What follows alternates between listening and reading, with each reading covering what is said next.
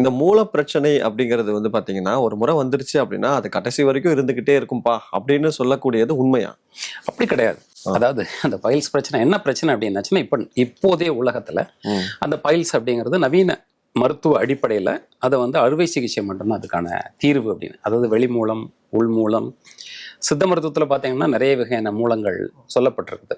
But அது அவ்வளவுக்குள்ள நம்ம போக வேண்டியதில்லை. பொதுவா அந்த வெளி மூலம்னு சொல்லக்கூடியது அல்லது இன்டர்னல் 3rd டிகிரி ஹெமராய்ட்ஸ் அப்படின்னு சொல்லுவாங்க.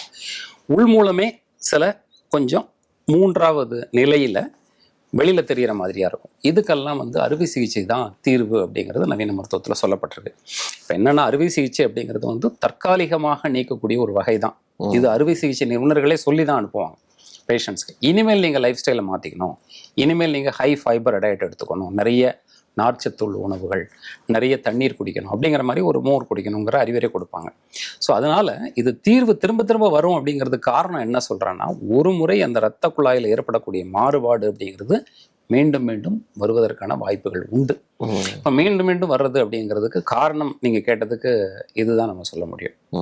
இதில் இன்னொரு முக்கியமான காரணம் என்னன்னா, கல்லீரலினுடைய செயல்பாடு.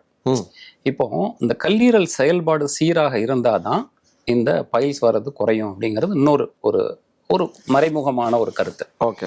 இப்போ இந்த இரத்த குழாய்கள் எல்லாம் நேராக போய் கல்லீரலுக்கு போய் சேருதுன்னு வச்சுக்கோங்க உதாரணத்துக்கு. அந்த கல்லீரலினுடைய அந்த அதாவது அந்த வீனஸ் ஸ்டாக்னேஷன் சொல்லுவாங்க. அந்த இரத்த நாளங்கள்ல அந்த ரொம்ப நேரம் ரத்தம் தேக்கம் இருந்தாலும் இந்த பைல்ஸ் வரும். ஓகே. ஸோ அந்த கல்லீரலினுடைய செயல்பாடு சீராக இருந்ததுன்னா அந்த ரத்த ஓட்டம் சீராகி இந்த ரத்தங்கள் எல்லாமே நேராக கல்லீரலுக்கு போகும்போது அந்த பேக் ஃப்ளோ இல்லாமல் பார்த்துக்கிட்டோம் அப்படின்னாச்சுன்னா இந்த பைல்ஸ் வராமல் இருக்கிறதுக்கு ஒரு வாய்ப்பாக அமையும்.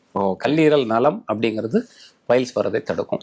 அது மீண்டும் மீண்டும் வர்றதுக்கு வராமல் தடுக்கிறதுக்கு நம்ம பழக்க வழக்கங்களை தான் அதிகப்படுத்தணும். மீண்டும் மீண்டும் வர்றது அப்படிங்கிறத பொறுத்த வரைக்கும் நீங்கள் கேட்டதுக்கு இதுதான்